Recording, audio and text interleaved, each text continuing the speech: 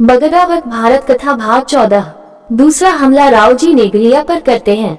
वहाँ नियाजी 6 महीने की नींद में सो रहे होते हैं।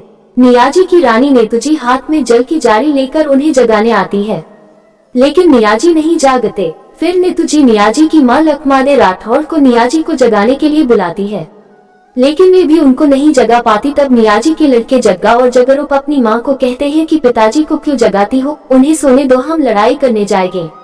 माँ नेतुजी अपने बेटी को मना करती है कि अभी तुम छोटे हो, 9 बरस के, अभी तुम्हारी युद्ध में जाने की उम्र नहीं है। इस पर जग्गा और जगरूप जिद करते हैं कि हम राव जी से अकेले ही निपट लेंगे। पिताजी नियाजी को सोने दो, उन्हें मत जगाओ। नेतू अपने दोनों बेटों जग्गा जगरूप की आरती करती है और उन्हें युद्ध के लिए भेजती है। जग्गा जगरूप राव जी से युद्ध करने जाते हैं। दोनों भाई राव जी की फौजों से लड़ाई करते हुए कई सामंतों और सरदारों को मार देते हैं और 3 दिन तक लगातार युद्ध करते रहते हैं। जग्गा जगरूप का युद्ध देखकर भवानी हीरा को कहती है कि ये 2 लड़के युद्ध करने आए हैं और राव जी की फौज के 60,000 सैनिकों को खत्म कर दिया।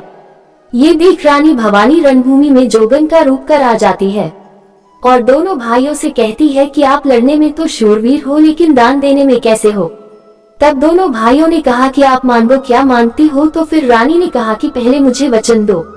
दोनों भाइयों ने वचन दे दिए। फिर उसके बाद रानी जयंती ने दोनों भाइयों के सिर मांग लिए और दोनों भाइयों ने खुशी खुशी अपने सिर उतारकर रानी जयमंती को सौंप दिए।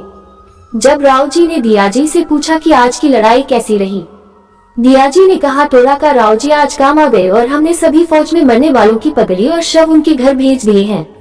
नेतुजी सारीवान से युद्ध के समाचार पूछती है तो सारीवान कहता है कि आपके कुंवरों ने युद्ध तो अच्छा किया, लेकिन वो दोनों भी मारे गए।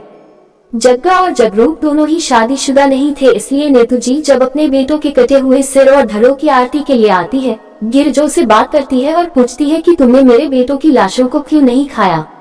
गिरजी जग्गा जगरूप की लाशों को देखकर कहती है कि अभी इनकी मरने की उम्र नहीं थी, मगर भवानी को लाने से ये दिन देखना पड़ा, इसलिए हम इन्हें नहीं खाना चाहते। भवानी जग्गा और जगरूप के सिर अपनी मुंडमाला में धारण करती है। नेतू अपने दोनों बेटी के कटे हुए धड़ की आरती उतारकर विलाप करती है और अपने पति नियाजी को जगाने के लिए महल में चली जाती है। तीसरा हमला राव जी की सेना अटाली पर करती है, जहां बगदावत भाई अटालियाजी अपनी 1000 सेना के साथ राव जी के साथ युद्ध करते हैं। राव जी के छोटे भाई तीसरे नंबर के आमादेजी मारे जाते हैं। राव जी की सेना से संग्राम करते हुए अटालियाजी आलोजी भी युद्ध में मारे जाते हैं और भवानी उनका सिर काट अपने मुंडमाला में धारण कर लेती है। चौथा हमला राव जी रायला पर करते हैं, जहां सवाई भोज की बेटी दीपकंवर बाई राव जी की सेना में मारकाट मचा देती है। दीपकंवर बाई मर्दाना वेश कवच धारण कर राव जी की सेना से घोर संग्राम करती है और उनकी काफी सारी सेनाओं को अपनी तलवार से काट डालती है। अंत में वह दियाजी और कालूमीर से युद्ध करते हुए मारी जाती है, जिसका सिर काटकर भवानी जयंती ने अपनी मुंडमाला में धारण किया था। बगरावतों के बड़े भाई तेजाजी को जब दीपकंवर की मौत का पता चलता है तो वह भी युद्ध में आ जाते हैं और अपने घोड़े को राव जी की फौज के सामने खड़ा कर देते हैं और दियाजी और कालूमीर की फौज काट देते हैं।